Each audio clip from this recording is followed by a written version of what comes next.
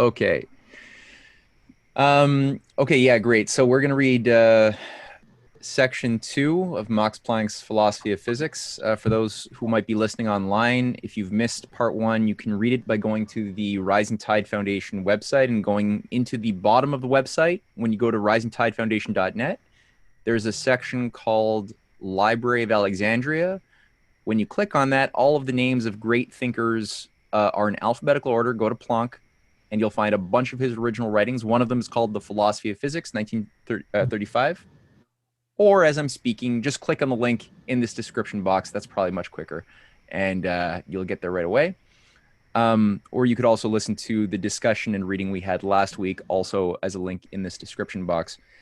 The overarching idea that Planck is getting at is that we cannot allow ourselves to lose faith in the existence of truth or causality simply because the new discoveries in the quantum, in the microcosm that had just opened up, largely because of his discoveries of Planck's constant, which he called a principle of harmonic oscillation. It was a harmonic idea for him, not as simply he didn't assume that there was a pixelated particular, like a particulate view of the universe made up of these little hard, infinitely small balls. He was thinking about it in a harmonic way. As we discussed last week, he was a follower of the method of thinking of Kepler, who he spoke about, as well as Einstein. And both of them made the point that just because this new world prevents us from getting absolute knowledge with mathematical 100% certainty of anything doesn't mean we should lose faith in causality and truth. And so his real stand towards the end of his life against this new system of quantum mechanics that was taking control of the scientific community, centered around Niels Bohr, Heisenberg, Wolfgang Pauli, and many other figures from this school of statisticians who said all we can know is probabilistically where things might be, but we can never know where they will be, and thus we cannot know anything intrinsically, and everything just is up to your feelings ultimately. And he said, no, science is not really just about feelings, but it cannot exclude feelings. But there's a higher idea and a higher definition of causality we have to zero in on, which is why he wrote this essay.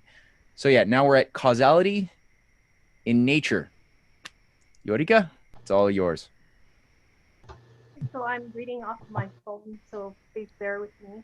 Oh, okay. Causality, Or you can read. causality. You could read off the screen too. No. It's I'm using my tablet. It's a little bit. Oh, okay.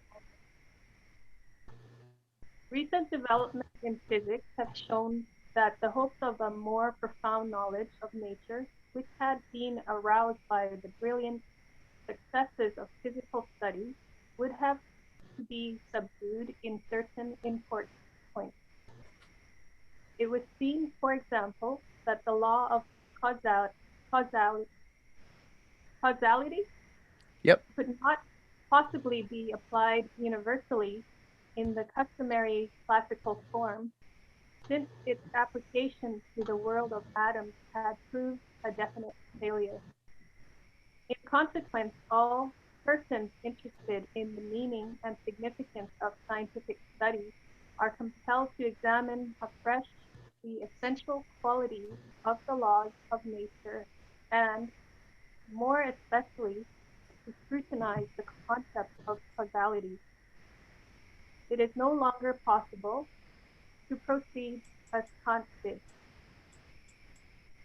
The philosophy of physics. Oh, Um, okay, sorry. Yeah, it so repeats there's a itself. So you can just scroll down to page 44, which begins with who treated the law of causality as. okay.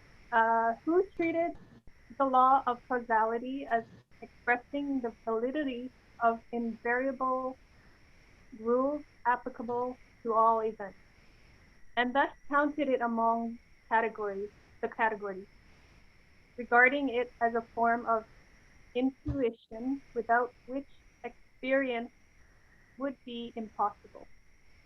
No doubt the Kantian principle that certain categories are the priori principles of all experience will remain unshaken for all time. Yet this tells us nothing about the meaning of the individual categories, and the fact that the axioms of Euclidean Yep. geometry, which Kant treated as categories, have laterally proved not only capable, but actually in need of modification, has rendered physicists very cautious in this respect. In order, therefore, to proceed without prejudice, we must eschew dangerous assumptions and must begin by looking for a really reliable starting point, permitting us to introduce the concept of causality. Right. I believe maybe Jerry, do you know the answer to this? Did Kant have it as a fundamental assumption in his categories that Euclidean geometry was true and we had to believe it or something? Is that a thing that Kant had backed? I'm not sure. I don't. Okay. I've not really read Kant. It's too hard for me. Okay. Too boring. I can't. He's pretty boring. He's pretty boring. Yeah. All right. Something to hold in mind. It seems like that's what Max Planck is implying, that amongst the fundamental assumptions and basic truths that Kant asserts that we all have to sort of believe in, that Euclidean geometry is one of them. But I got to verify that. That's interesting if he said that. Or he may be just comparing the way that Euclidean geometry relies on these axioms the same way Kant's system relies on these categories. Well, he says which Kant treated as categories, like the axioms of Euclidean geometry, which Kant treated as categories. Yeah. So I don't think he's saying it like a metaphor or something analogous. I think he means it more speaking as though it's a very direct, explicit thing. So, and not to say that not everything that Kant said is true. He's like, some of these things are obviously true. They will be unshaken for all times, but don't just assume that they're true because he says it. Think about it a little bit more and prove it to yourself. And some of them might not even be true, as he's pointed out with, the new discoveries in physics have thrown Euclidean geometry into the trash bin because the universe has shape to it. There's a shape to space-time. Yeah, you may have to challenge some of these categories. Yeah.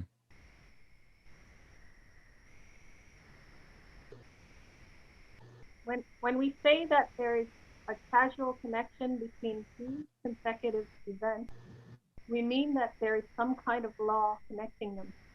The earlier event being called the cause, and the later the effect. The question then arises as to what is the specific nature of the nexus between them. Is there any criterion permitting us to say that a given natural event is the effect of another? This question is as old as natural science itself, and the fact that it is continually being raised demonstrates that no definite answer has yet been found. This is unsatisfactory, but it becomes less so if we consider that it could not be otherwise. The hope that it might ever be possible first to produce an exact definition of causality, and then to use this definition as a basis for the investigation of the validity of the law of causality in nature, could only have been described as naive at an earlier time. Today, in view of the developments which have taken place in the exact study of nature, it could only be described as foolish. In natural science, as in every other science, it is not the case that we begin from fixed fundamental concepts and then try to find out whether they are realized in the surrounding world. The opposite is true. Without previous preparation or information, we are placed at birth in the very middle of life. And in order to find our way through this life, which is ours whether we want it or not, we try to introduce order into our experience. To do this, we use the mental faculties given to us at birth in order to form certain concepts which may be applied to the events which we have experienced and are likely to experience in the future. Clearly, a procedure implies arbitrariness and obscurity. Innumerable facts in every branch of science bear witness to this. At this point, it must suffice to point out that even in mathematics, the most exact of sciences, the controversy about the origin and meaning of the fundamental concept is more violent today than ever before. If such is the case with mathematics, it can hardly be expected that it will be easy to define the concept of causality as applied to nature in a way that will commend itself to all times and all civilizations. Eureka, is it possible to speak in a different direction, like towards the device a little bit more, because your voice is coming in faint? We can hear you, but it's faint. Is that better? It's better now, yeah. Yet thinking, men have never ceased to show interest in the question of nature and validity of the law of causality. This interest is rapidly growing at the moment, and the conclusion to which we are led is that causality is something fundamental. We suspect that it is ultimately independent of our senses and of our intelligence, and is deeply rooted in that world of reality where a direct scientific scrutiny becomes impossible. For surely it will be admitted that even if the earth with all its inhabitants were to perish, the cosmic events would still continue to obey their causal laws. Causal. Causal Yeah. laws. Even though no human being were alive to test the meaning and justification of such a claim. In any case, there is only one method of apprehending the real nature of causality.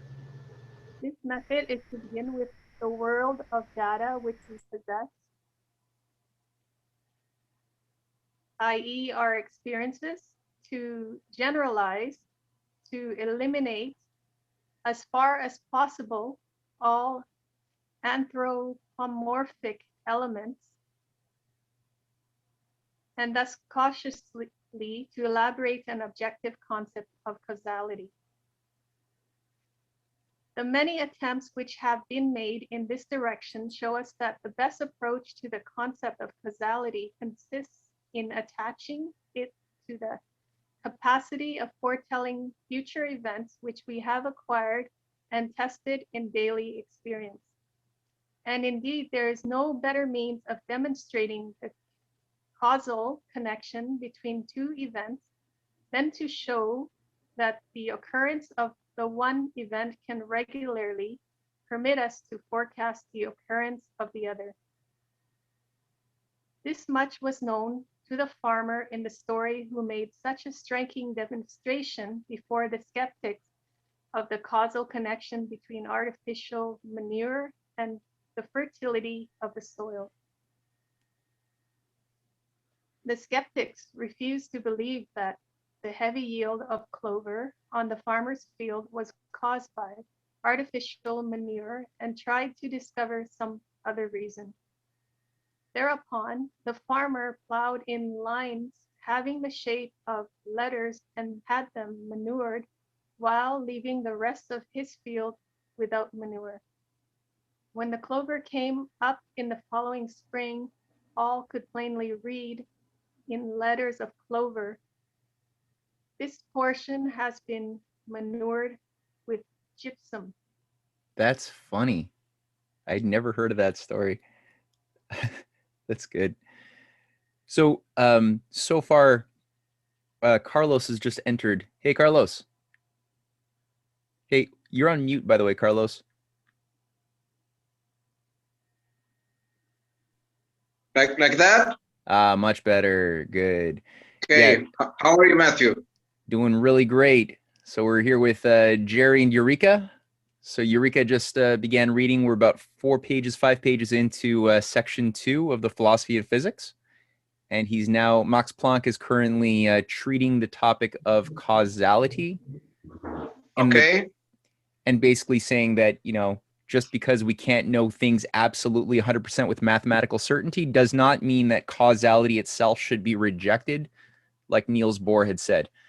So he's given the example now of, the idea of cause and effect. How do we say that one thing causes another thing? What standard are we using? And he said one of the key things that's always the case when you're dealing with is your ability to foretell the future event of something. So when you have real understanding, you know how to forecast a future occurrence by something you're intervening on. And he gave the example of this farmer, who discovered artificial manure using gypsum, clover somehow, that nobody believed him. And he discovered that there was a causal connection between this element, this clover, and the ability to grow food, right, in agriculture. And he planted it in the form of letters saying this portion of the field has been manured with gypsum, such that when the food grew in spring, that was the only portion that could be read. It could be read clearly by people, and they realized, okay, this guy knows what he's talking about. So he may not know exactly every element down to 100% of what is it within the gypsum clover that caused the increased growth, but he knew that there was a cause-effect relationship, and that's important. So Planck is just saying that's one of the standards we have. Interesting. Yeah. Anything else, Eureka or Jerry, that I might have missed there, or are we good?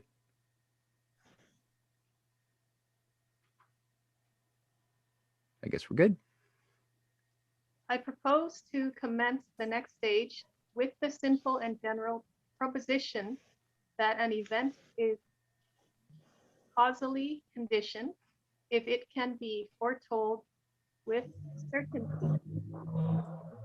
Of course, I mean no more by this than that the possibility of correctly foretelling the future is a safe criterion of the presence of a causal connection. I do not mean that the two are identical. To take a familiar instance, during the day, we can foretell the coming of night with certainty, and we may hence infer that night has a cause. But we do not for this reason treat day as being the cause of night. On the other hand, it frequently happens that we assume the existence of a causal nexus where it is wholly impossible to make a correct forecast. This applies, for example, to the weather. The unreliability of weather prophets has become proverbial. Yet, presumably, there is no trained meteorologist who could not believe the atmospheric events to be causally determined. Thus, the proposition with which we started is seen to process no more than a provisional value. We must go considerably deeper in order to understand the real nature of the concept of causality. With regard to whether forecasting, the obvious reflection is that it is unreliable only because the object in question, viz., the atmosphere, is so extensive and complicated.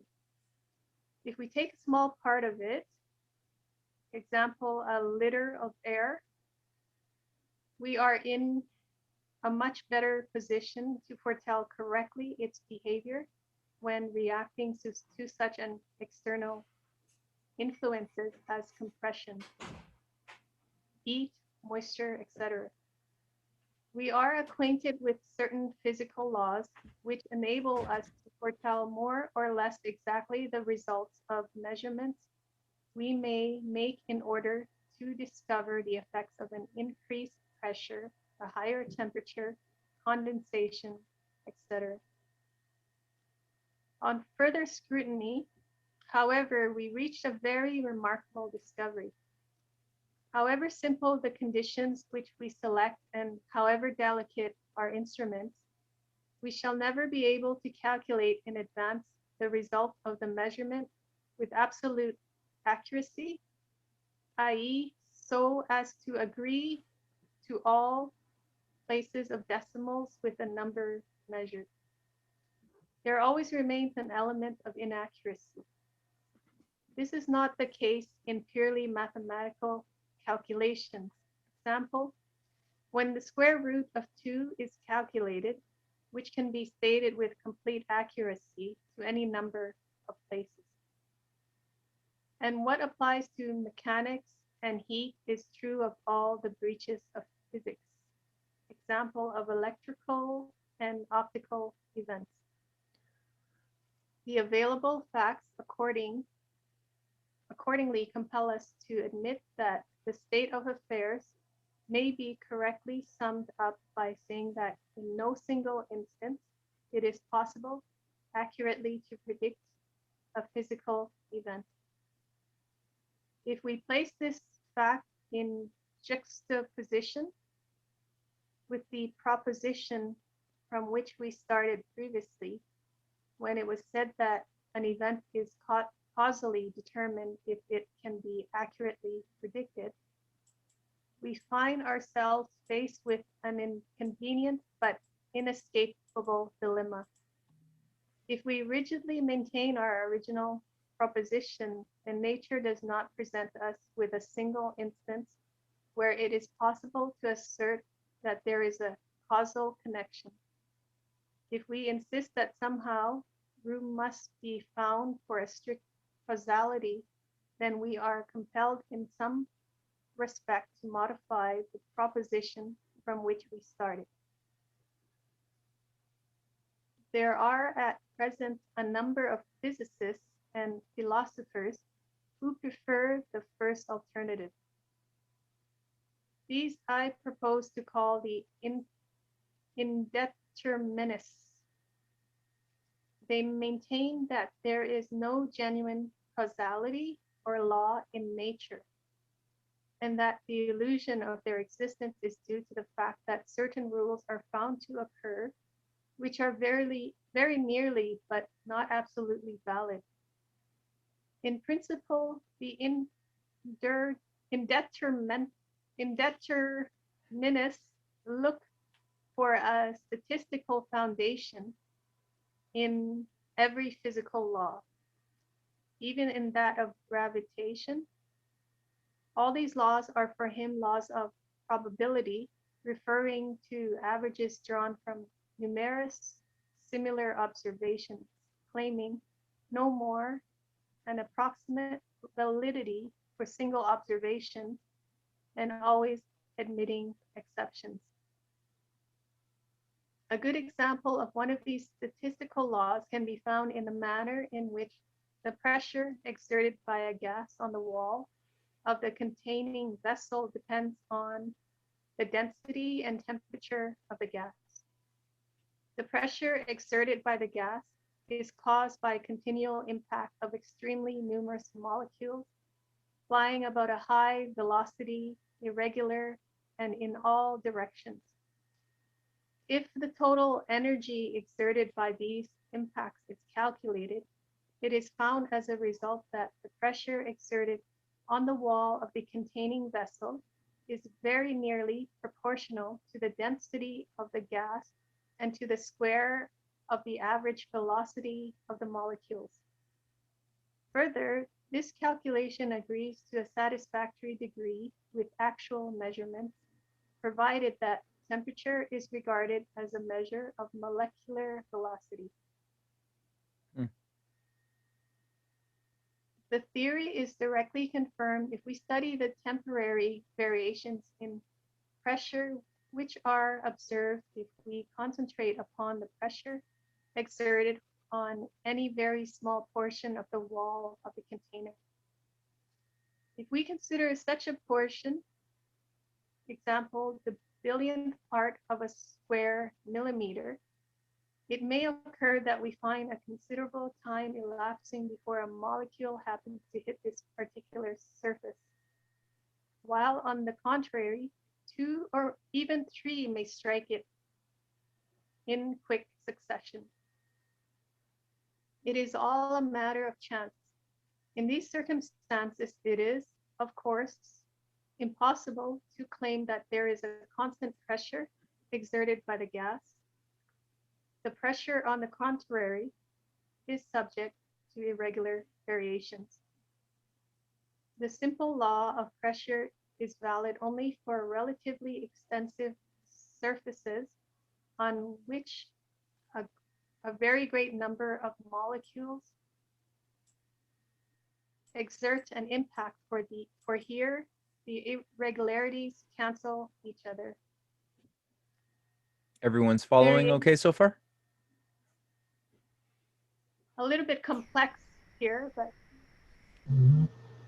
yeah, it's he's giving an example just to it's good to just visualize, because you can see he's thinking about like a gas in a small container or something. You can imagine like a spray paint or something, and if you heat up that gas, the molecules inside the gas, inside of the spray paint can, are gonna obviously move faster as they're getting hotter, right? And there's a certain relationship with heat and the speed of the molecules, and with that relationship comes pressure. So the pressure is going to build up, and if you keep on heating the molecules, at a certain point it's going to get so much pressure in there that it's going to blow up, like the container won't hold it anymore.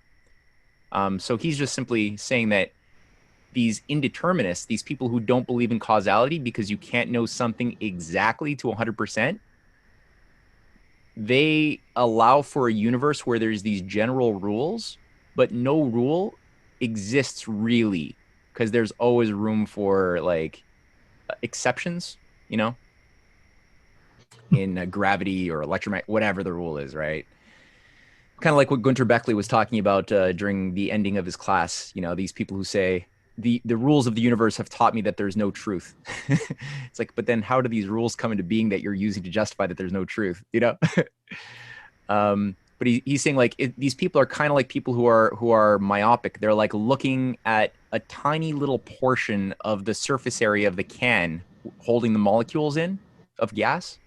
And if you're super tiny looking at a billionth part of that can surface, it might seem that those general rules of increasing density and heat and speed of motions of molecules are not really happening, because over that tiny billionth surface area, you might get big periods where there's not a single molecule hitting, and sometimes you'll get 2 or 3 molecules hitting that little area, and it'll seem kind of chaotic from that little perspective. But if you take a step out and consider the system as a system, right, all of a sudden you see that no, what you thought was chaotic actually is organized by order.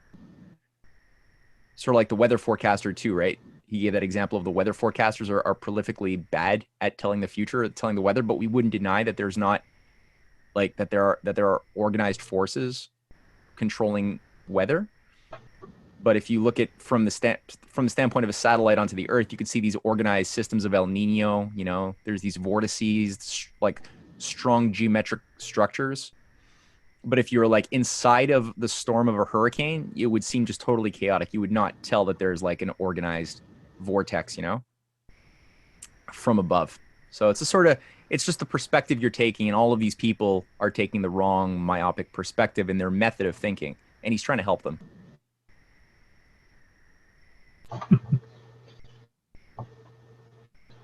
Yeah, he's sort of doing a scientific analysis of skepticism. Yeah. It's brilliant. He is, yeah, that's right. Yeah, it's good to be skeptical, but be skeptical of how you're being skeptical too. You have to include your mind in what you're being skeptical about. Yes. Yeah, because he says the skepticism, it eventually becomes down to just statistics and probability. Yeah. that there's no actual search for causality or search for truth. It's just probability. Yeah. It's the same today. Big You time. know, I hear these lunatics saying, "Oh, you have to listen to the science." What they mean to say is you have to listen to the statistics because they don't believe in science. Yeah. Yeah, right. The statistics which a select few have agreed are going to be forced down everyone's throat, regardless of whether they're true or not. Yes, they were cherry picking their statistics. Yep.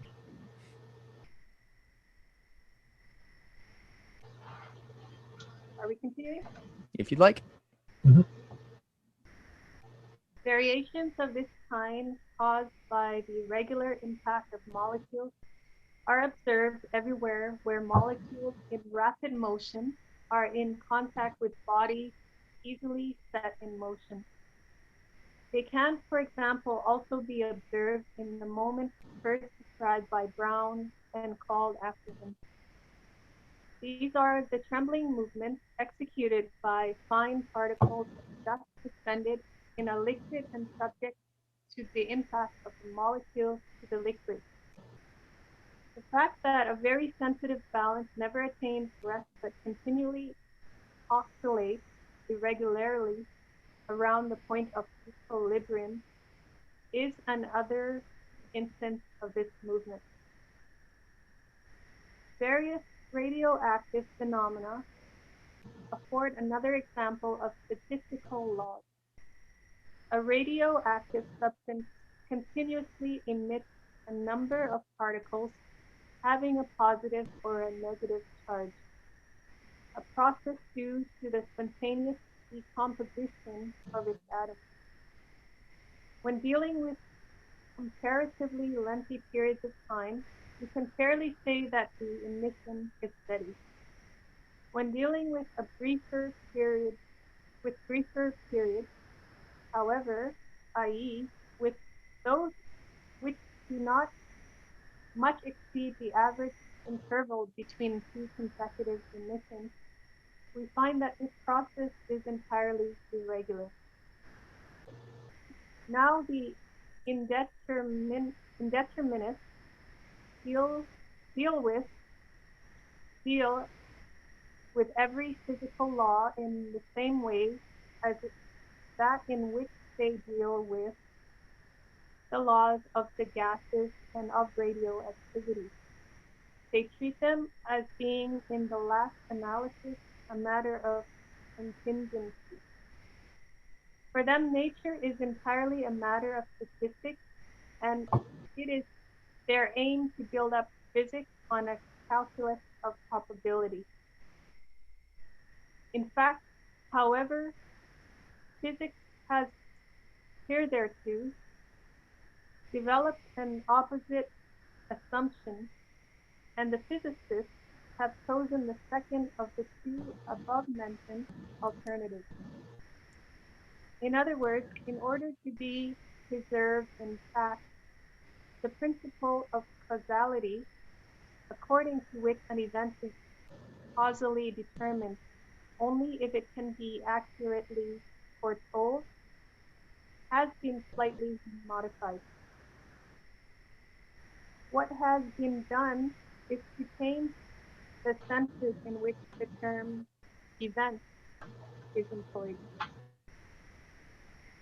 Theoretical physics does not consider an individual measurement as an event, because such a measurement always contains accidental and unessential elements.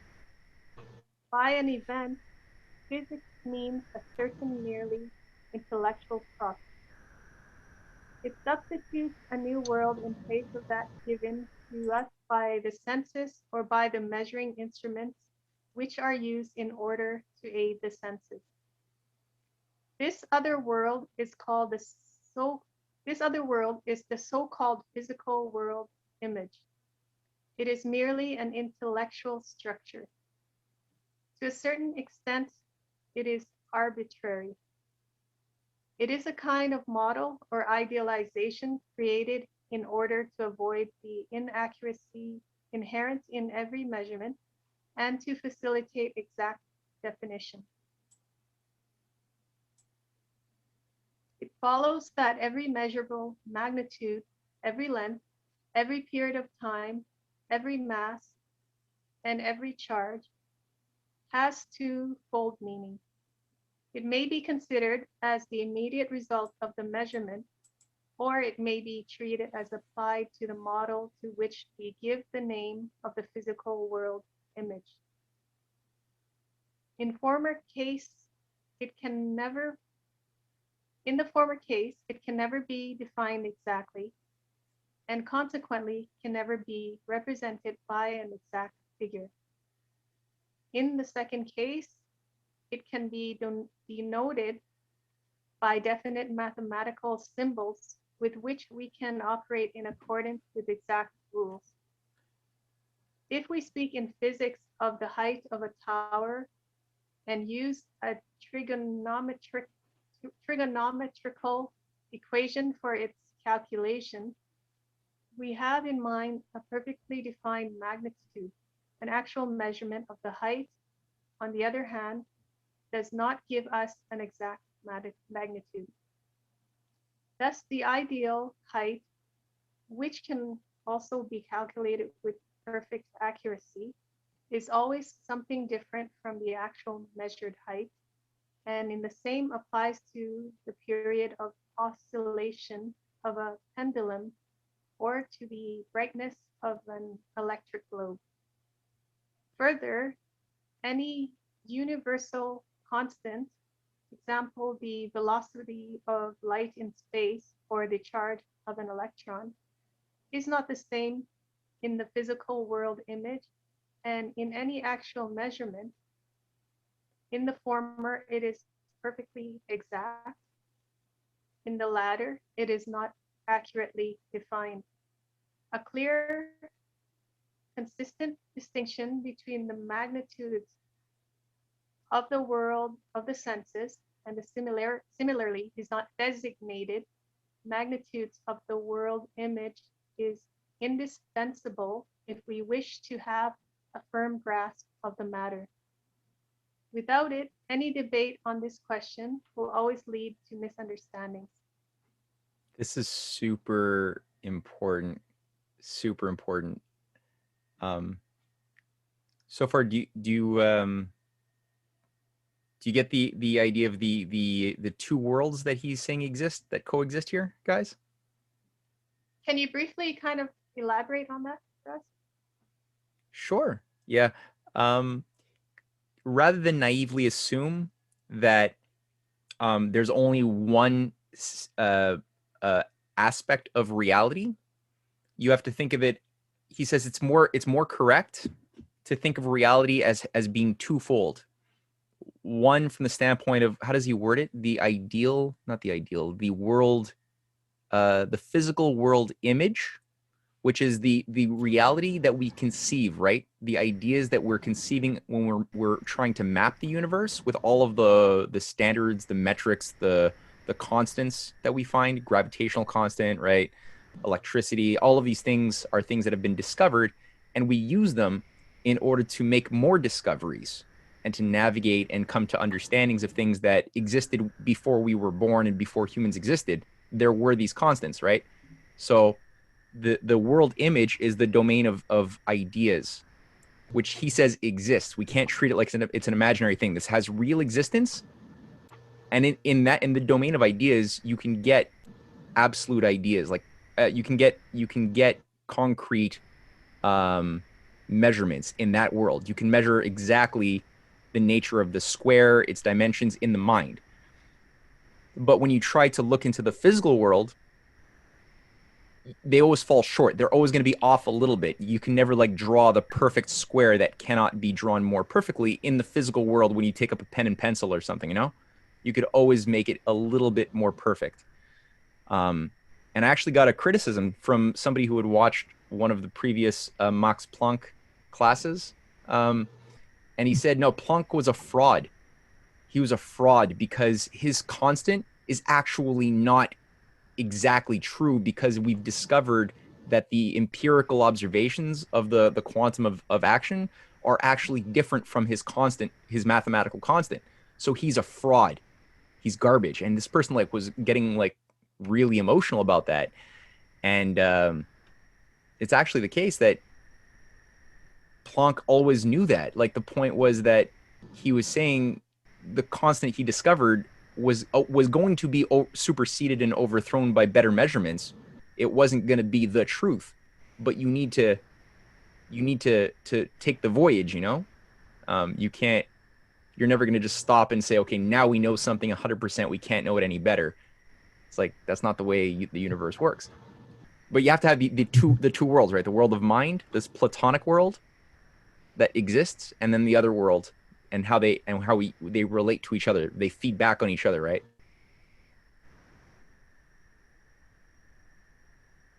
It's funny that you mentioned that, Matt, because it's when I read Planck's stuff, it just reminds me like reading a Platonic dialogue. He's taking you through it slowly. Yeah, it is really and constructing. This idea of the idealized image is similar to Plato's use of the form or the idea, which is the way humans function. It's you operate on the basis of your intellect and ideas you form, not so much on what you measure with your senses, which can always be wrong or off a bit. You can never be exact, but in your intellect, in your mind, you can be, because you're dealing with concepts. Yeah, it's the being and the becoming from Plato. Yes. Yeah, it's the Parmenides dialogue that Planck is going through here. Yeah, I guess so. Yeah. It's fascinating. Yeah. Was that okay, Eureka? Yeah.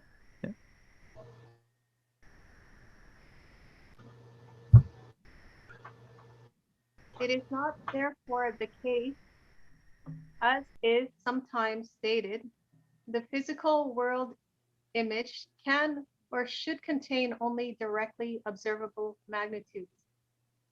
The contrary is the fact. The world image contains no observable magnitudes at all. All that it contains is symbols. More than this, it invariably contains certain components having no immediate meaning as applied to the world of the senses, nor indeed any meaning at all. Example, ether waves, partial oscillations, reference coordinates, etc. Such component parts may seem to be an unnecessary burden, yet they are adopted because the introduction of the world image brings with it this decisive advantage. This advantage consists in the fact that it permits a strict determinism to be carried through. It is true that the world image fulfills no more than an auxiliary function. In the last analysis, it is the events of the world of the senses that matter, and the desideratum is to calculate them in advance as exactly as possible. According to the classical theory, the procedure is as follows. The object, example, a system of material bodies, is taken from the world of the senses and is symbolized in any measured state. In other words, it is transferred into the world image. As a result, we obtain a physical structure in a certain definite initial state. The external influences acting upon the object in subsequent time are similarly symbolized in terms of the world image. As a result of this second step, we obtained the external forces acting upon the structure. In other words, the liminal conditions. These data causally determine the behavior of the system for all time and it can be calculated with absolute accuracy from the differential equations furnished by theory. In this way, the coordinates and the velocities of the material points of the system are found to be perfectly definite functions of time. If now at any later point we translate the symbols used for the world image back into the world of the senses, the result we obtain is that the later event of the sense world has now been connected with an earlier event of the sense world, so that the latter can be used in order to allow us to make an approximate forecast of the former.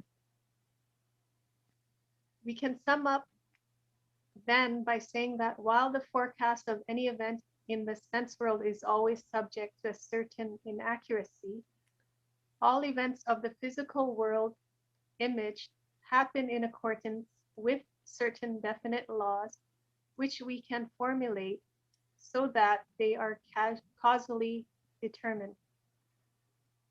Hence, the introduction of the physical world image enables us to substitute the inaccuracies inherent in the translation of the event from the world of the senses to the world image and back from the latter to the former for the inaccuracy inherent in forecasting an event of the sense world. It is in this that the importance of the physical world image consists. Classical theory has tended to disregard inaccuracies due to this transference. It has concentrated upon applying causality to the events in the world image, and by this method has obtained its striking successes.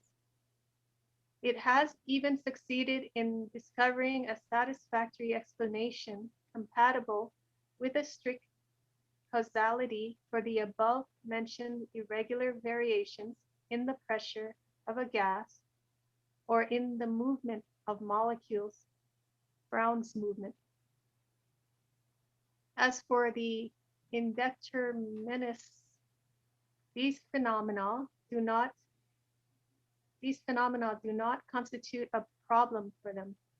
They look for irregularity behind every rule, and statistical laws afford the immediate satisfaction.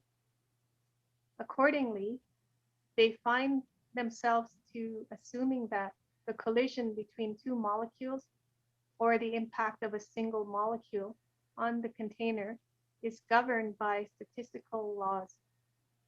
Yet there is not really any valid reason for this assumption, any more than the fact that the electrons gather on the surface of a conductor allows us to infer that the charge of any individual electron is at its surface.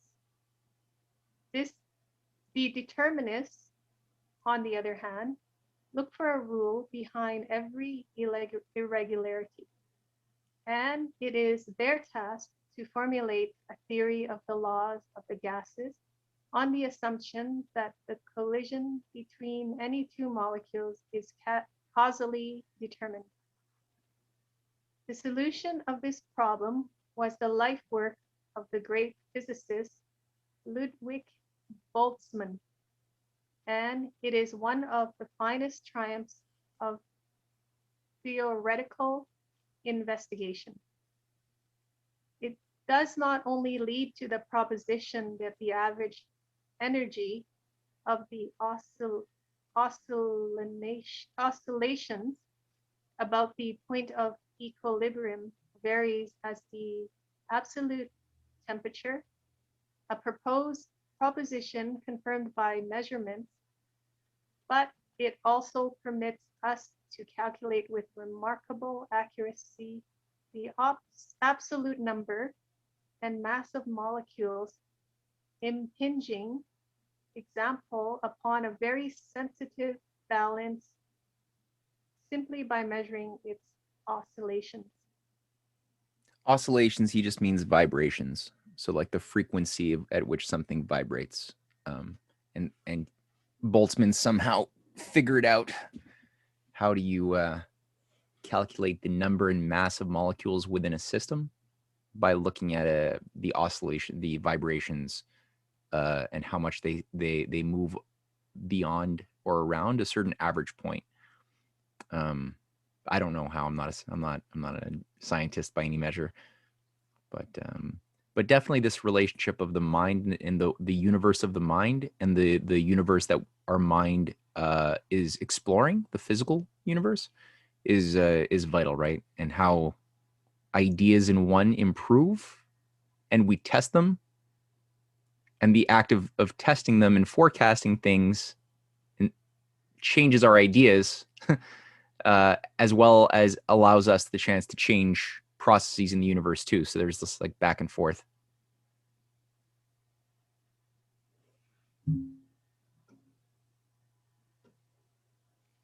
This success and others of a similar kind seem to warrant the hope that the world image of classical physics might on the whole fulfill the task assigned to it, and that the inaccuracies remaining after the process of translation out of and back into the world of the senses would ultimately be rendered progressive, insignificant as methods of measurement became increasingly accurate. This hope has been destroyed for good with the entry on the scene of Planck's quantum. Right. And yeah, that's I forgot to mention that. Yeah, for anybody listening who might not have caught this, he's basically getting at the naivete of classical physics, the Newtonian pre-quantum physics, right? That ignored the discrepancies, the uncertainties in physical reality, always relying just on the mathematical ivory tower laws, and they would ignore these problematic functions, as he brings up his quantum is an example, what he opened up there. And then you've got the other naive fools of the statisticians, who are the indeterminists, the people who only rely, they completely ignore the idea of any mental laws that you can know, or the universe of the mind. They just ignore it completely, and they just say everything that seems to have order or regularity is just caused actually by randomness, by probability. So both of them are naive, both extremes. So it's a fake polarization. And if people can't break out of that because they're debating with each other forever with no solutions, and these false fights are breaking out, and you see them all over the world even today.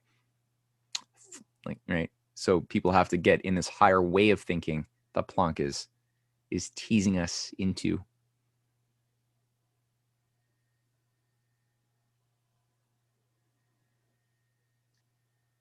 The quantum theory evolved originally from the radiation of light and heat. Accordingly, we may well begin at this point by dealing with the process of radiation. Numerous facts allow us to regard it as proof that the energy in the beam of light of any given color does not move in a steady, continuous stream, but progresses in individual parts called photons, the size of which depends exclusively upon the color of the light. These photons fly from their source in all directions with the velocity of light, and to this extent behave in accordance with Newton's emanation theory. Where the light is the intense, the photons follow each other so densely that they are practically equivalent to a steady, continuous stream. However, as the distance from their source increases, the density of the ray decreases and the photons are less close to each other, like a jet of water which grows progressively thinner until it turns into a number of individual drops of a certain magnitude. The characteristic fact is that the photons, the drops of energy, do not grow smaller as the energy of the ray grows less. What happens is that their magnitude remains unchanged and that they follow each other at greater intervals. Now it is easy to see the application of causality to these events lead us to serious difficulties. Let us take, for example, a ray of a given color falling upon a highly polished level of sheet glass.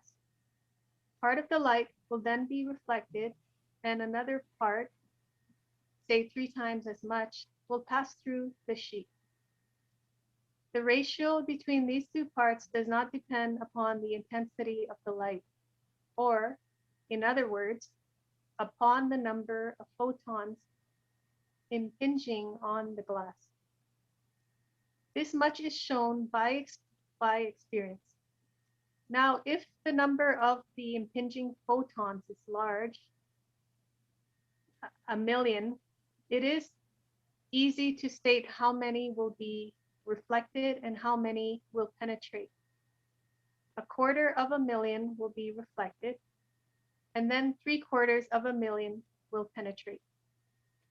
If, however, the ray of light is extremely weak, a single photon may impinge on the sheet, and then the question whether it will be reflected or will penetrate is, to say the least of it, a source of serious embarrassment.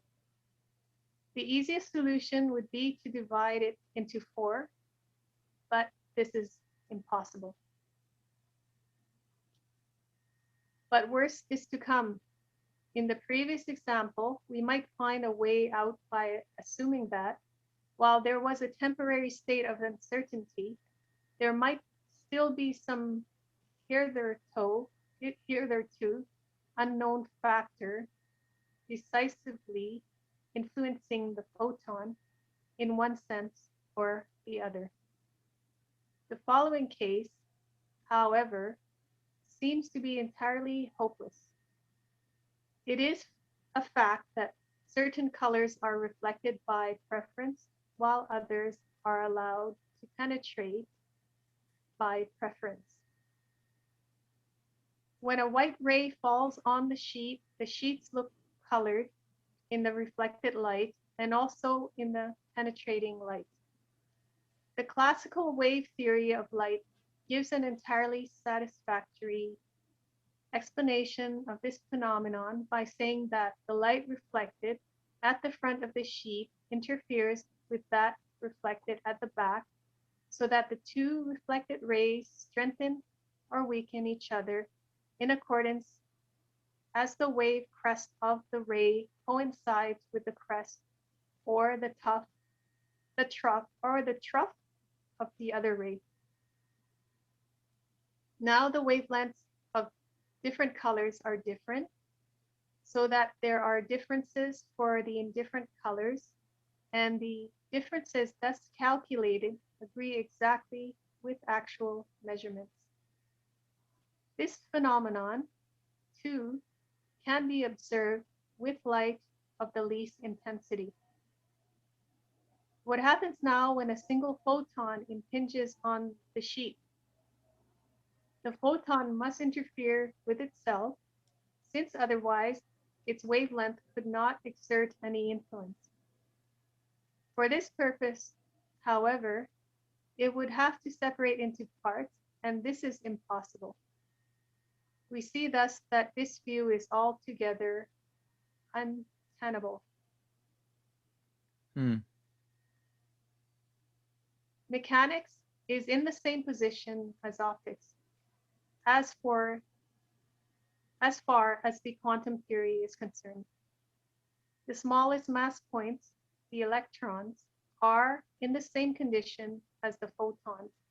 They interfere with each other.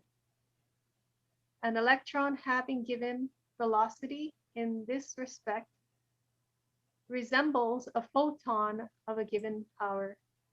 If it impinges upon a sheet of crystal at a certain angle, it is either reflected by preference or passes through by preference according to its velocity, and a complete explanation of this phenomenon in all its details is afforded by considering the wavelength corresponding to its energy. The path taken by the electron when impinging upon the sheet has therefore never been calculated, and indeed it cannot be calculated. The fundamental difficulty of determining the place of an electron moving at a certain velocity is expressed in a general manner by the uncertainty relation originally formulated by Werner Heisenberg. This relation is the characteristic of quantum physics and states, among other things, that the measurement of an electron's velocity is inaccurate in proportion as the measurement of its position in space is accurate, and vice versa. It is not hard to discover the reason. We can determine the position of a moving electron only if we can see it, and in order to see it, we must illuminate it.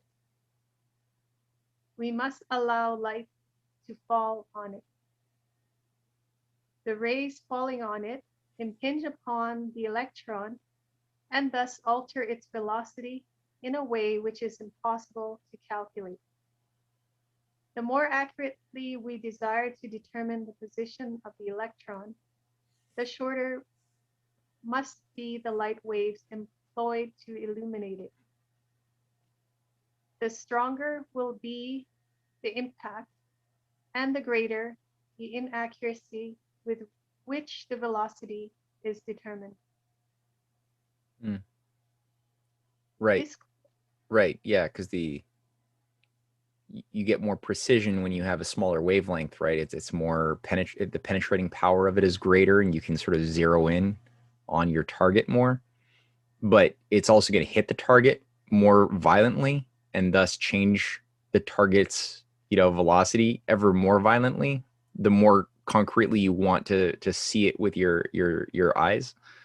So yeah, you always get this indeterminacy problem. You can never fully know both the velocity and the speed and the position of an electron.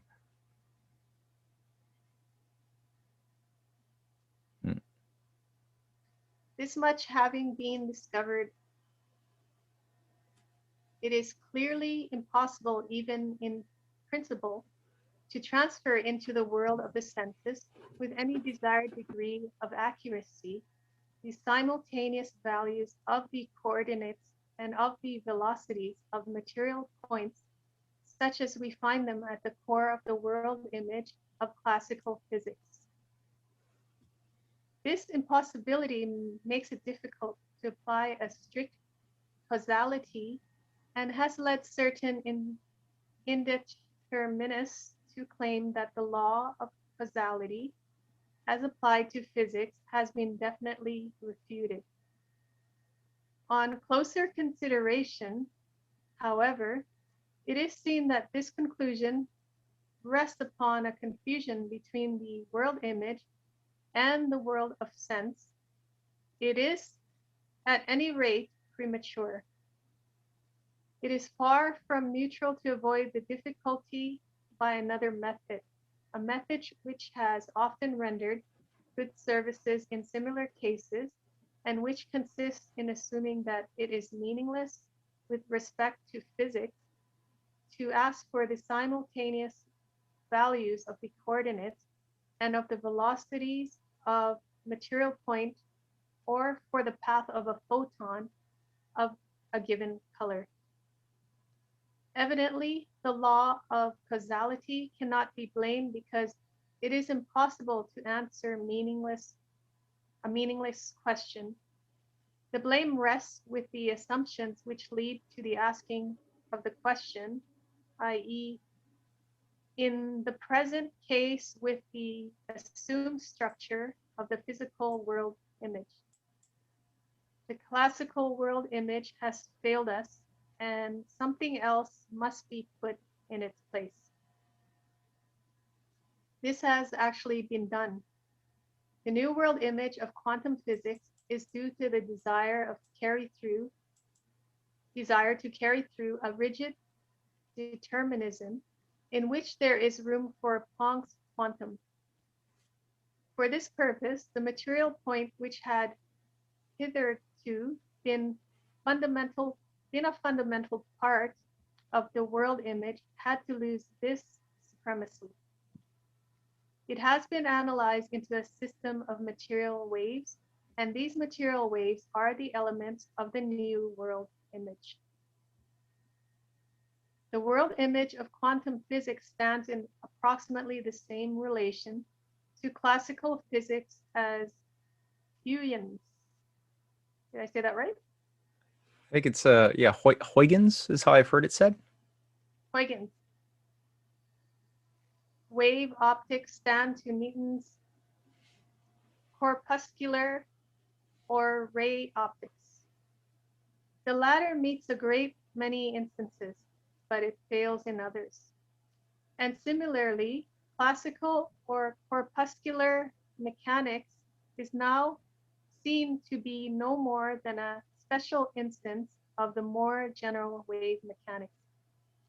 In place of the material point of the classical system, an infinitely narrow parcel of waves is found, i.e., a system of numerous waves interfering with each other in such a way as to cancel each other everywhere in space except at the place occupied by the material point.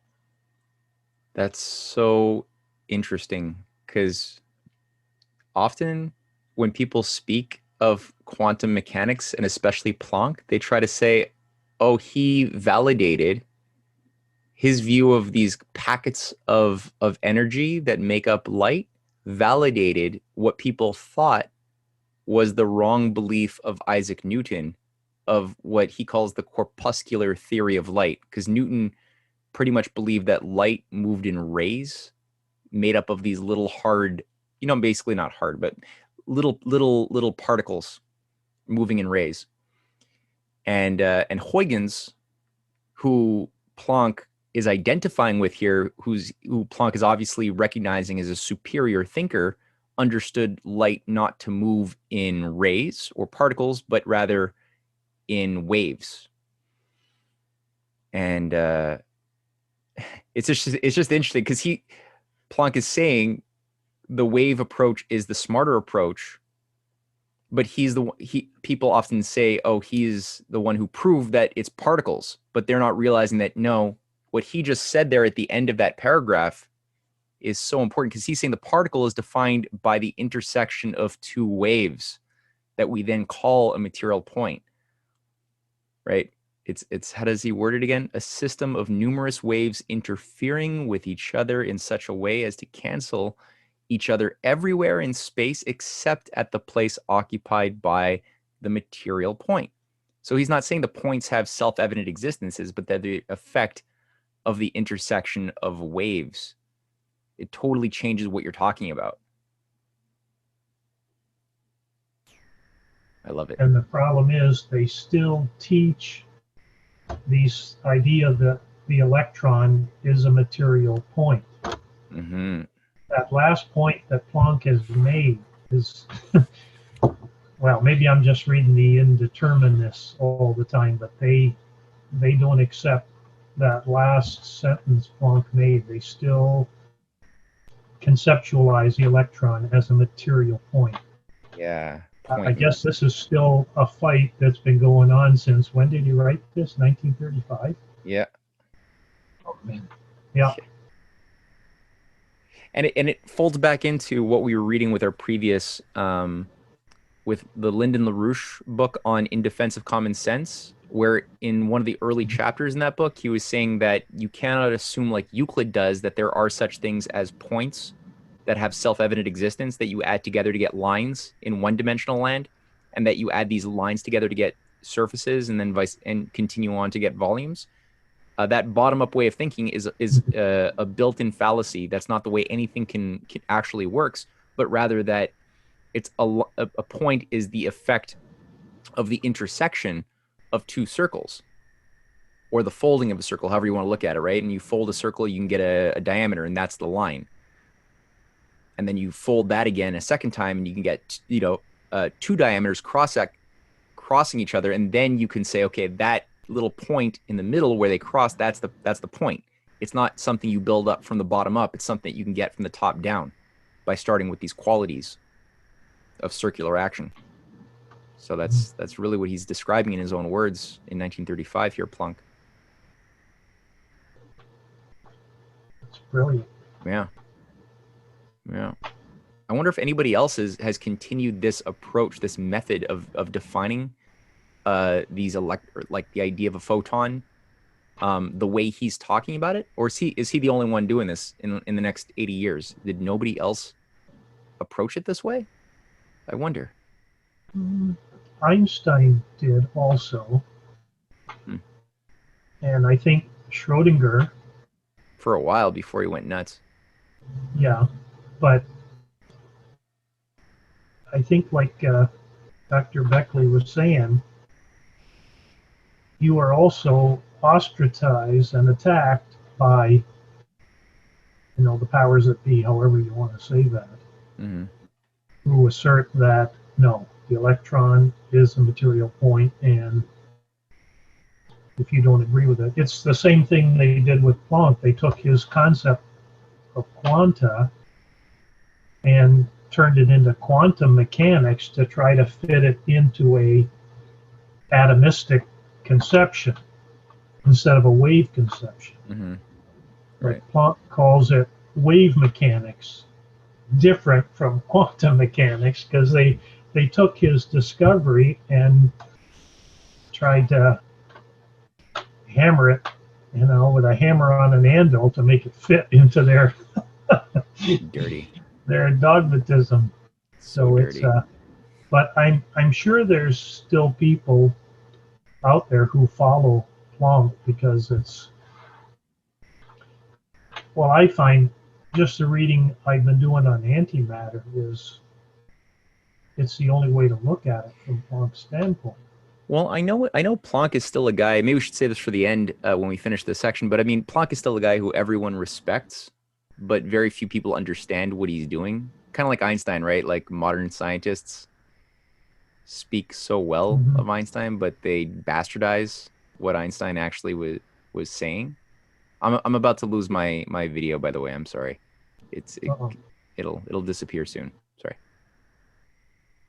But I think Planck also, said in there some point that his discovery is also going to create, inaccuracies or ambiguities, which will necessitate a newer discovery. He admits that his discovery is not the end of physics. It's not going to be. And the determinists want that. They want a law that defines everything, predict everything that'll happen from now to eternity. It can all be predicted. There's no more change. We know it all. We've got all the equations, and that's it. Right.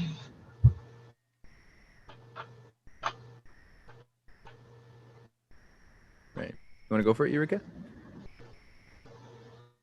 The laws of waves of mechanics differ, of course, fundamentally from those of classical mechanics, with its material points. It is an essential fact, however, that the magnitude which is characteristic for the material waves is the wave function, by means of which the initial conditions and the final conditions are completely determined for all times and places. Definite rules of calculation are available for this purpose. It is possible to employ Schrodinger's operators, Heisenberg's matrices, or Dirac's Q numbers. Thus, the introduction of wave function solves the difficulty mentioned above, which arose when we asked how a single electron behaved when impinging on a crystal. The question then was whether it was reflected or penetrated the sheet. The impinging electron cannot divide into several parts. The waves, however, which are substitute for it, can do so that interference becomes possible between the waves reflected at the front and those reflected at the back. Hitherto, such a process was entirely incomprehensible. Now it occurs in accordance with laws which can be exactly formulated. We see then that there is fully as rigid a determinism in the world image of quantum physics as in that of classical physics. The only difference is that the different symbols are employed and that different rules of operating obtain.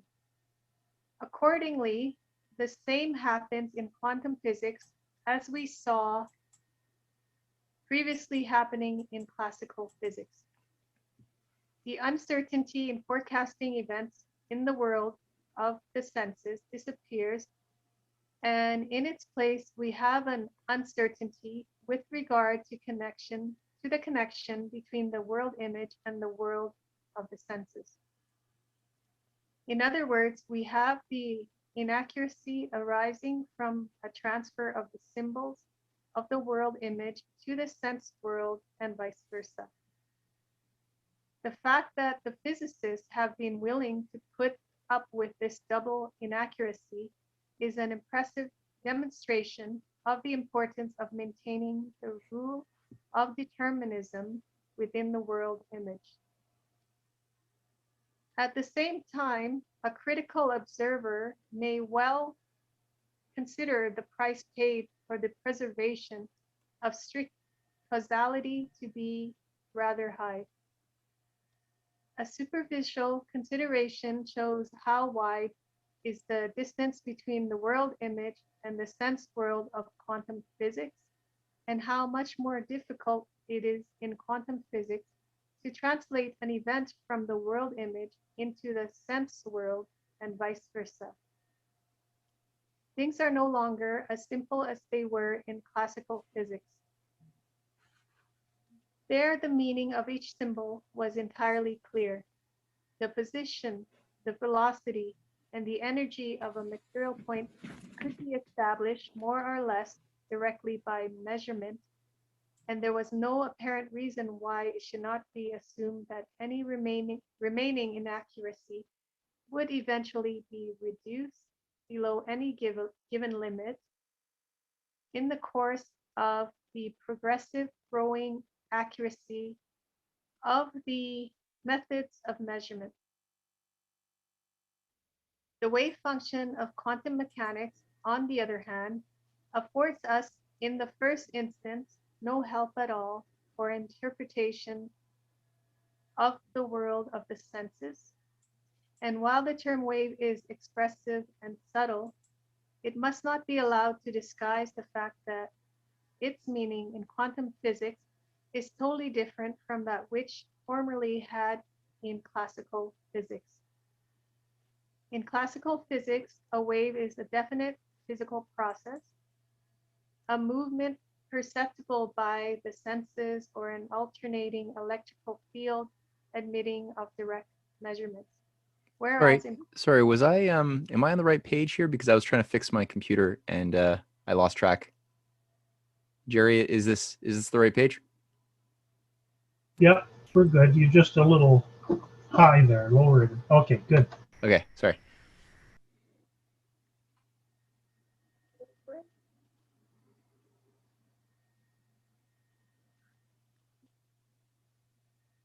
a movement perceptible by the senses, is that where I was?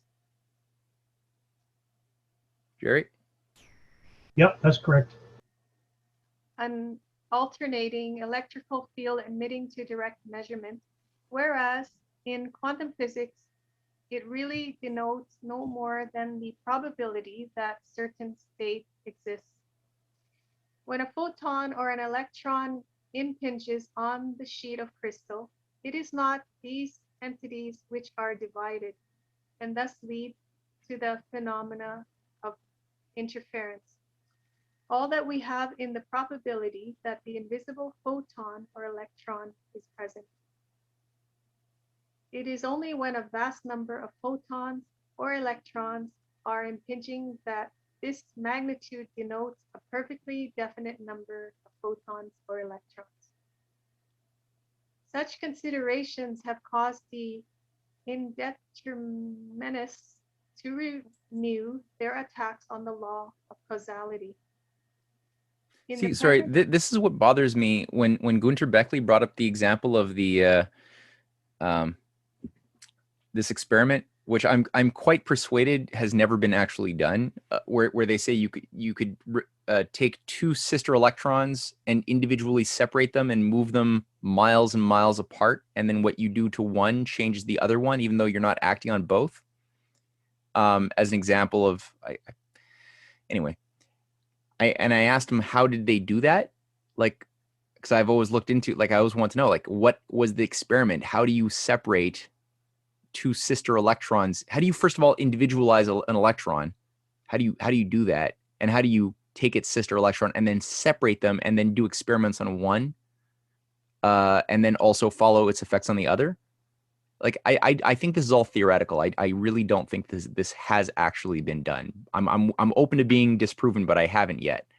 So, and he said, yeah, it was done, but didn't really give an example or how. So I don't know. Planck certainly doesn't seem to imply that that you can do that. You could just take one electron. Yeah. So anyway. In the present instance, they have some reason for expecting a certain positive success, since all measurements must have a merely statistical significance so far as they relate to wave functions. Yet here again, the champions of strict causality have the same means of escape as before. Once again, they can assume that there is no definite meaning in inquiring after the significance of any given symbol of the world image of quantum physics, a material wave, unless it is stated at the same time how this significance is to be determined and what is the condition of a special measuring instrument used in order to apply the symbol to the world of the senses.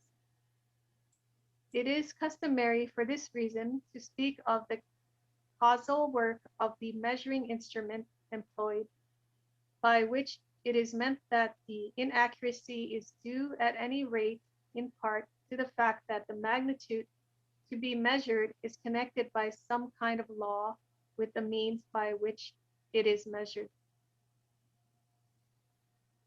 As a matter of fact, every measurement, whatever the method of its employment, invariably interferes more or less with the event to be measured, as was seen above when we dealt with the electron in motion whose path is interfered with when it is illuminated, the interference varying with the intensity of the illumination and the illumination being essential for the measurement. Accordingly, when a given material wave at various times corresponds to various events in the world of the senses, the reason is that the sensuous meaning of the material wave does not depend solely upon the wave itself, but also depends on the reciprocal interference between the wave and the measuring instrument. The above assumption gives a new development to the entire question, the further of course of which is as yet uncertain. For now, the indeterminists can fairly ask whether the concept of the causal influence exerted by the measuring instrument upon the measured event has any rational meaning at all, in the view of the fact that we are acquainted with the event only by measuring it, so that every measurement brings about a fresh causal interference. In other words, a fresh disturbance of the event. Thus, it looks as though it must be impossible to distinguish between the event in itself and the apparatus by which it is measured. This objection does not, however, meet the case. Every experimental physicist is aware that there are indirect as well as direct methods, and that in many instances where the latter failed, the former have rendered useful services. And it is even more important that the word should be said to refute a widespread and possible opinion which holds that a problem in physics deserves to be examined only when it is certain in advance that it admits of a definite answer. If this rule had always been followed, the famous experiment made by Michelson and Morley in order to measure the so-called absolute velocity of the Earth would never have been undertaken and might well be without the theory of relativity today.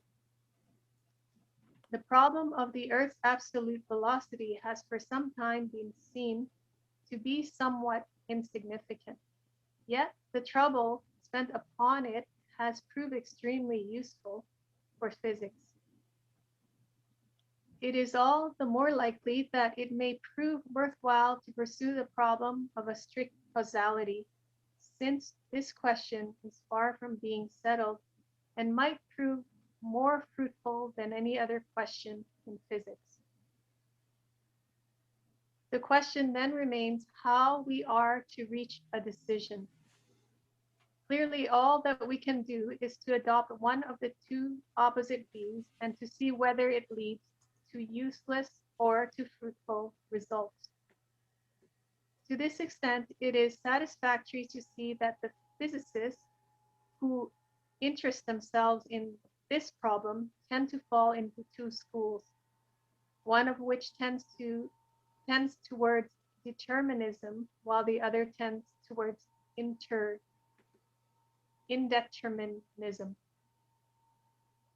It would seem that at present, the latter constitute the majority, although it is not easy to be certain and changes may well occur in the course of time. Therefore, there might also be room for a third party which might take up a kind of mediating position, treating certain concepts like those of electrical attraction or gravitation as possessing an immediate significance and as being subject to strict laws, while assuming others, like those of the light wave or material wave, to have a merely statistical meaning for the world of the senses.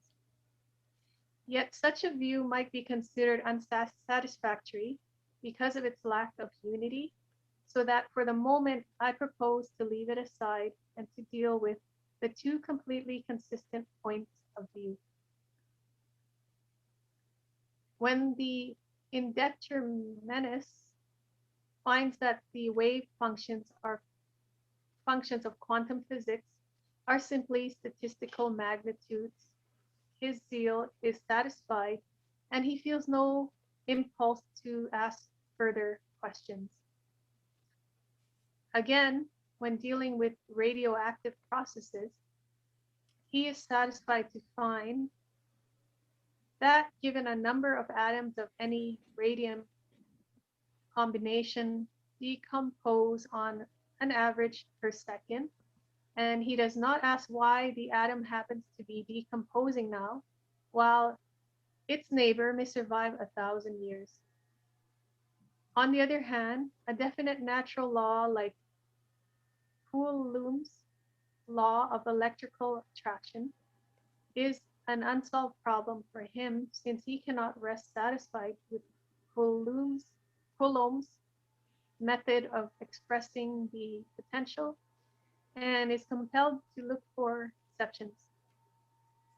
He rests satisfied only when he has succeeded in establishing the degree of probability that the electrical force differs from Coulomb's value by a certain given amount. The determinist standpoint is diametrically opposite in each detail. He is satisfied with Coulomb's law of electrical attraction because it is entirely definite, but he recognizes the wave functions as magnitudes having a probable value only so long as the apparatus is disregarded by which the wave is produced or analyzed. Further, he looks for a strict law governing the relations between the properties of the wave functions and the events in the body standing in a relation of reciprocal causality with the wave. For this purpose, he must, of course, study all these bodies as well as the wave function, and he must transfer not only the entire experimental apparatus used for the production of the material waves, high tension battery, incandescent wire, and radioactive material, but also the measuring apparatus, the photographic plate, the ionization chamber, and Geiger's counter together with all the events occurring therein into his physical world image. And he must treat all these objects as constituting one single field of study as a complete totality. Mm-hmm. Yeah, he can't assume that the measurements that his instrument is giving him of whatever he's measuring, whether it's radioactive decay or electrical intensity or magnetism, he can't assume that the measurements are the reality, because the instrument itself is it's interfacing with the phenomenon, and it's doing it in a non-reliable way. Like, it's not going to be a perfect representation of what's happening, because we built the device, it's flawed, and it's got built-in intrinsic flaws. So we have to have those flaws in our mind while at the same time having in our mind the phenomenon as well in its pure state mentally, which we can never know sensually in an exact way. And if you try to, you end up like one of these two schools of fools, right? Who want to know everything or don't believe in anything. Of course, this then does not constitute a settlement of the problem. The problem, on the contrary, has for the moment become all the more complicated. It is not permissible to cut the structure in pieces, nor is any external interference permitted under penalty of destroying its uniqueness, so that a direct study of it is altogether impossible. On the other hand, we are now in a position to make certain novel hypotheses with regard to the internal events and subsequently to check the consequences. The future will show whether any advance is possible on these lines, and at the moment we cannot clearly see in what direction the advance is likely to lead. It may, however, be regarded as certain that quantum constitutes an objective limit beyond which the physical measuring instruments we possess cannot reach, and will prevent us for all time from understanding the full causality of the most delicate physical processes in themselves, apart from their origin and their effects. In a way, it would seem that we have now reached the end of our consideration, in the course of which we found that a strictly causal way of looking at things, causal being taken in the modified sense explained above, is wholly compatible with modern physics, although its necessity cannot be demonstrated either a priori or a posteriori. Yet even here, an objection occurs calculated to prevent a convinced determinist from being entirely satisfied with the interpretation of causality here introduced. Indeed, the objection is more likely to appeal to a determinist than to other persons. Even though we should succeed in developing the concept of causality on the lines here described, it will permanently be vitiated by I don't a know what great that word means. Jerry, what does vitiated mean? I think it means to prove. Ah. For me, makes sense. Okay. By a grave and fundamental defect. We must enable to carry through the determinist view of the universe only by substituting the physical world image for the immediate world of the senses. no, vitiate means to impair. I'm sorry, I got it wrong. You vitiated us. Yes, I demonstrated it in principle. You are brilliant. You truly are a poet. Now the world image is due to our imagination and is of a provisional and changeable character. It is an emergency concept hardly worthy of a fundamental physical notion, and the question arises whether it might be possible to endow the concept of causality with a more deep and direct significance by making it independent of the introduction of an artificial human product. This could be done by applying it not to the physical world image, but immediately to the experiences of the world of the senses. We shall, of course, have to maintain our original proposition to the effect that an event is causally determined if we can accurately predict it. Otherwise, we would be surrendering our principle, which was to begin solely from the actual experience. At the time, we were also compelled to accept our second proposition, which was that it was never possible to predict any event. It follows in the same way as we saw above that the first proposition must be somewhat modified if we wish to retain causality in nature. So far, everything remains unchanged. The possibility now, however, arises of substituting a different and in a sense a contrary modification for the one hitherto adopted. What we modified above was the object of the prediction, the event. What we did there was to refer to the events not to the immediately given world of the senses, but to a fictitious world image, by which process we were enabled to achieve an exact determination of the events. Now it is equally possible to modify the subject of the prediction, the predicting intellect. Every prediction implies a predicting person.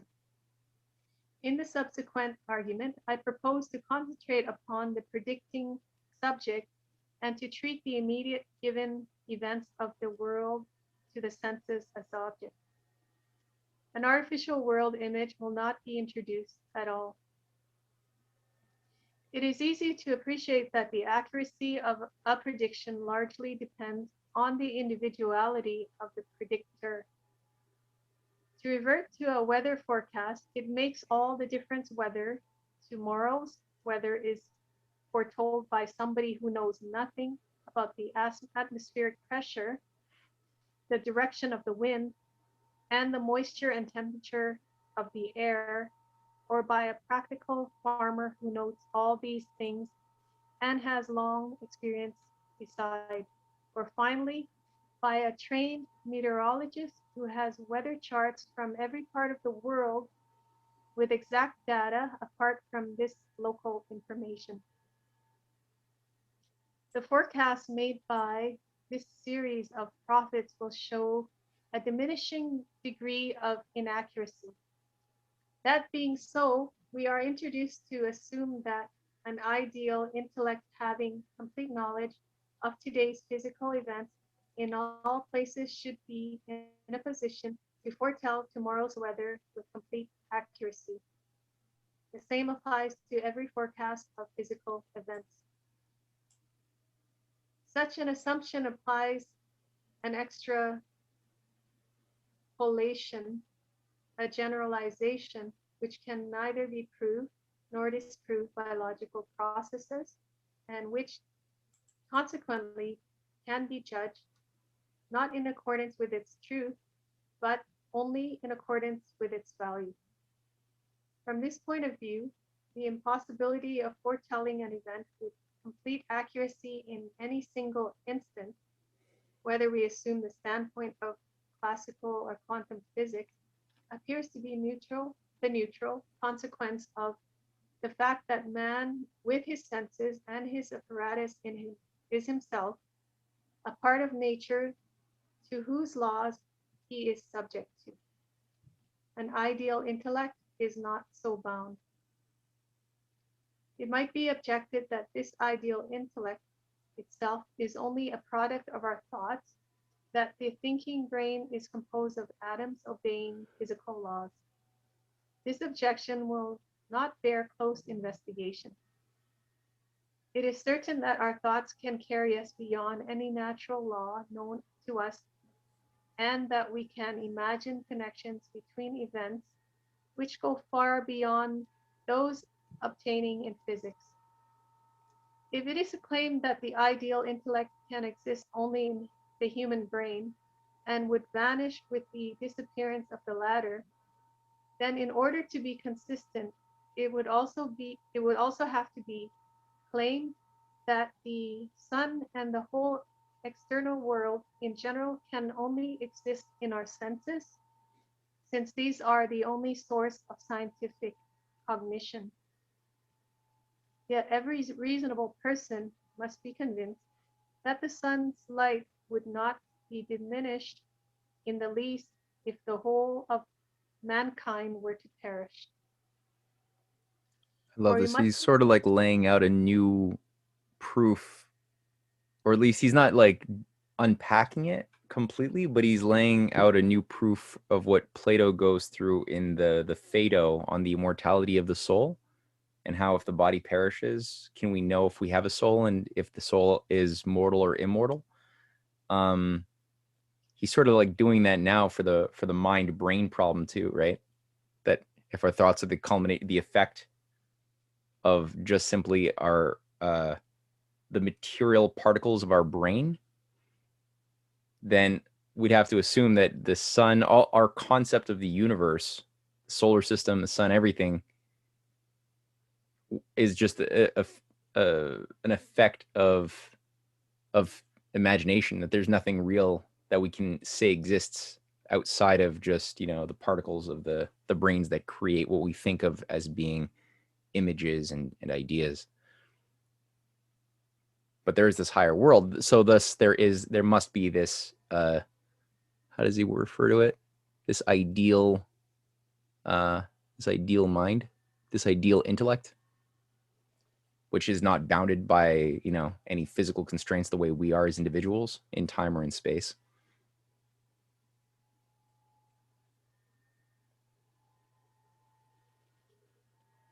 For we must take care not to regard the ideal spirit as ranking with ourselves, we have no right to ask it how it acquires the knowledge enabling it to foretell exactly future events, since such inquisitiveness might well meet with the reply, "You resemble the spirit which you can grasp. You do not resemble me." If the inquirer should remain obstinate despite this answer and should insist that the notion of an ideal spirit, if not illogical, is at any rate void of content and superfluous, then we may fairly reply that the proposition is not scientifically valueless merely because it lacks logical foundation, and that such narrow formalism obstructs this source from which men like Galileo, Kepler, Newton, and many other great physicists drew their scientific inspiration. Concisely or unconsciously, devotion to science was a matter of faith for these men. They had an unshakable faith in a rational order of the world. At the same time, such a belief is not compulsory.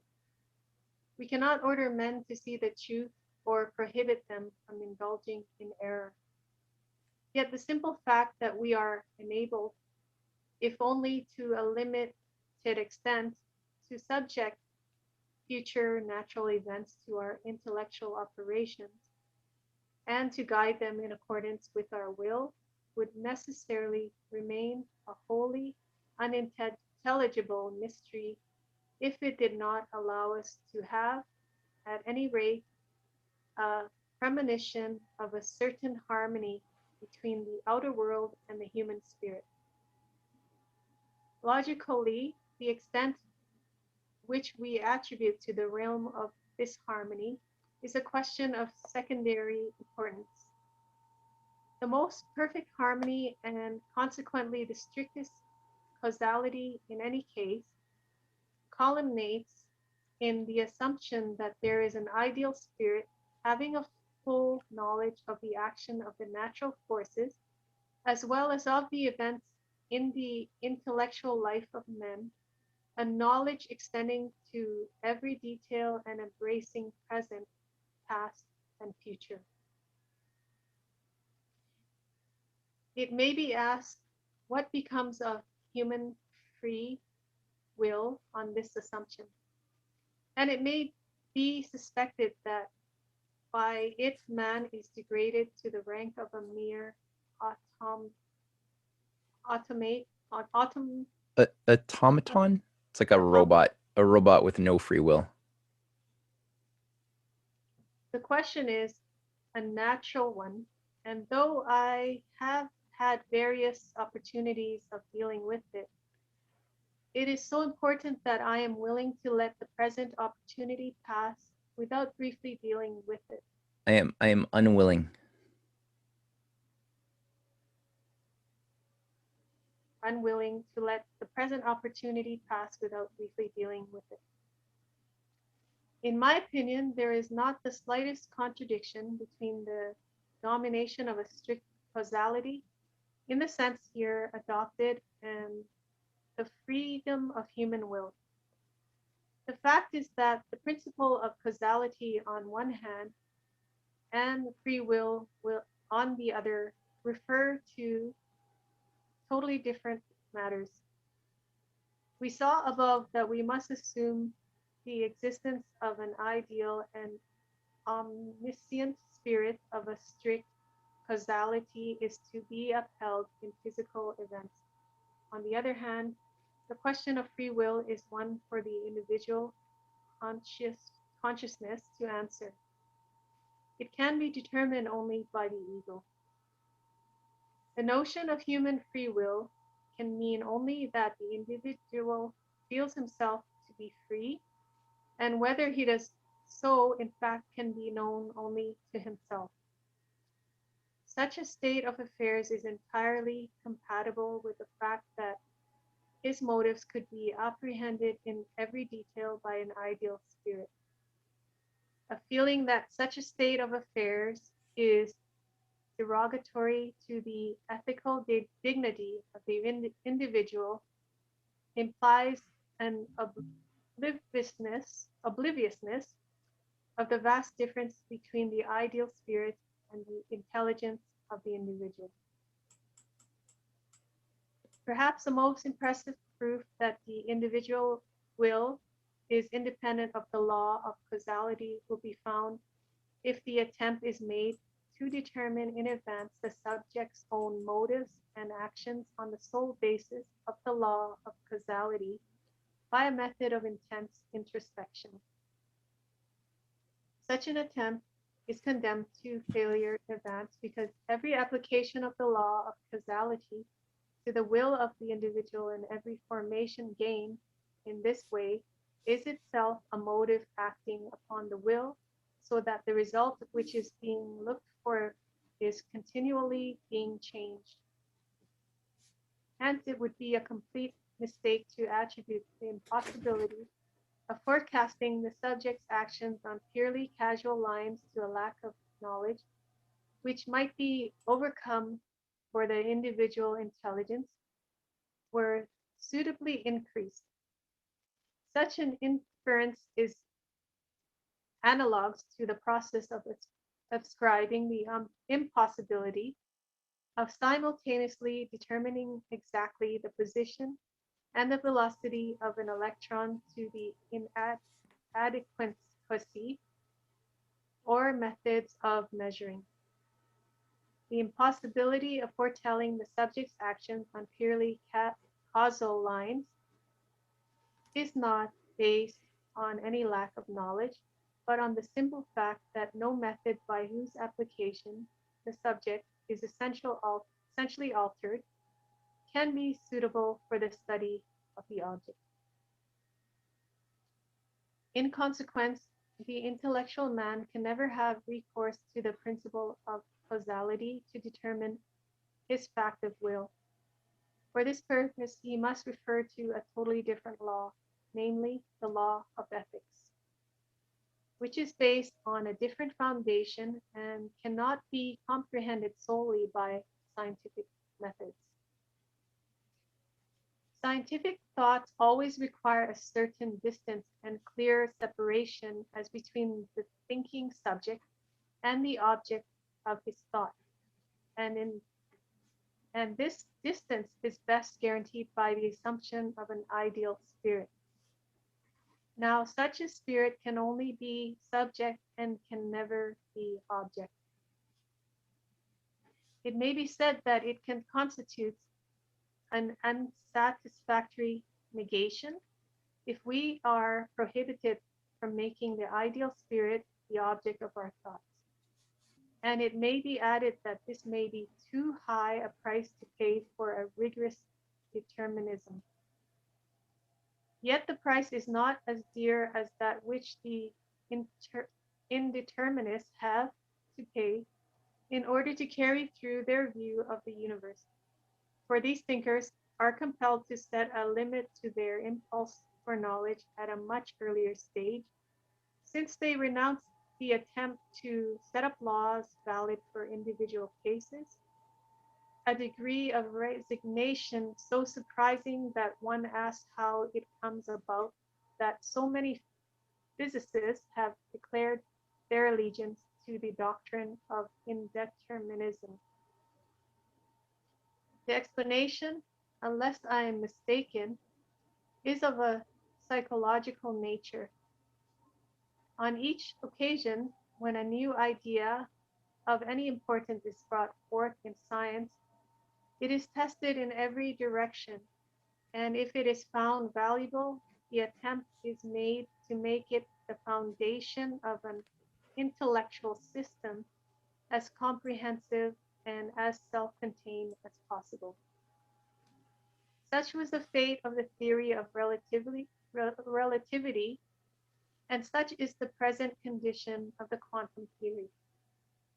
At its present stage, quantum physics has culminated in the doctrine of wave functions, and for this reason, there is a tendency to assign a certain definitive significance to the wave functions.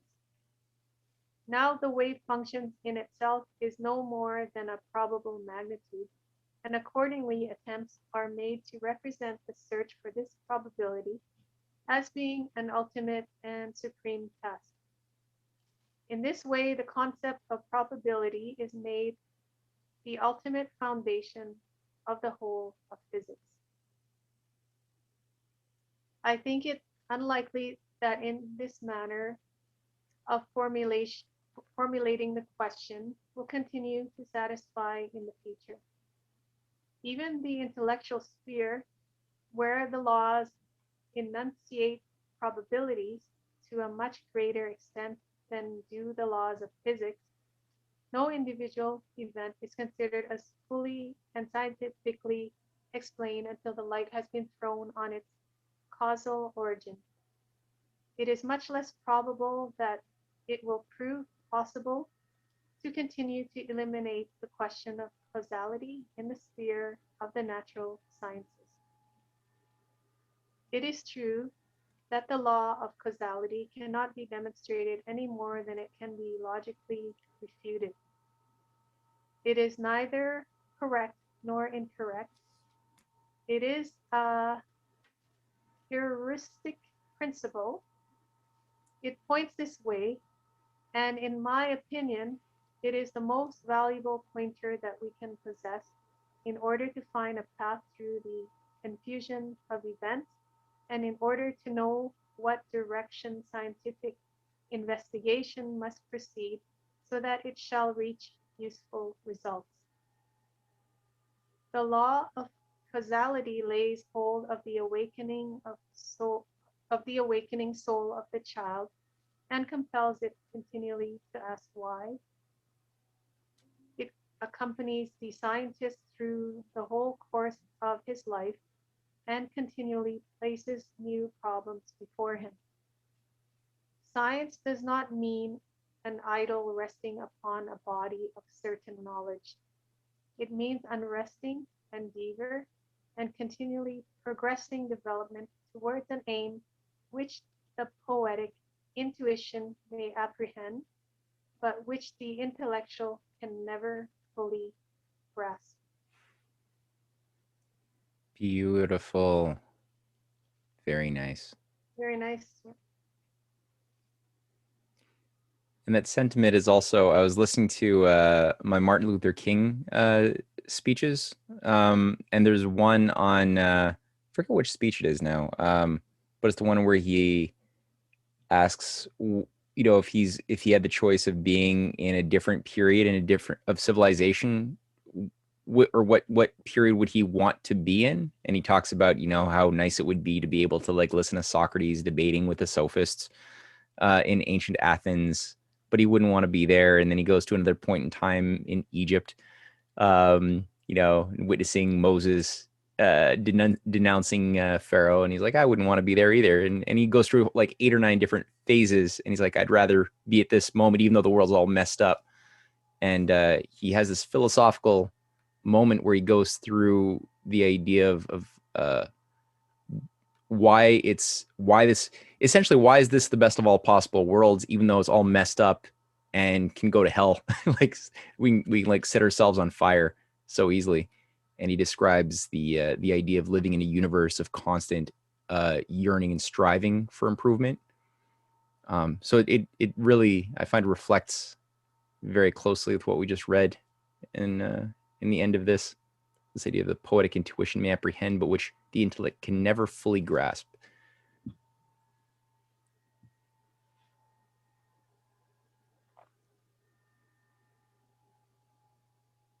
Any parting thoughts before we pack it up for tonight? I also love that part where he pointed out the freedom is within the individual. I forgot exactly how it went. Mm-hmm. Yeah, that it's an internal value function that's ultimately tied to your values, ethic, the law of ethics, and not so much the scientific sort of causal ideas that, factors that we tend to look for in the material forces of the world. It's not there. It's a feeling, and you could be free but not feel free, and it's like really an individual. Only the individual knows if they are free or not, even if they don't look. And some people might not look free, but they actually are free. They say freedom is in the mind. Mm-hmm. Yeah, and in the heart, right? Like if you're free, your conscience. Like that's how he edited the section 1, where he was talking about the only when he was talking about standards that we use as scientists, and what are reliable standards that we use to map out the world. And like every standard you look at is kind of arbitrary, whether it's a foot or a meter or whatever. Like it's ultimately not perfectly true. And he's like, the only thing that you can know is true, as his punchline towards the end of section 1 was a pure conscience and a good heart. If you have that, then you're good. It's a good standard.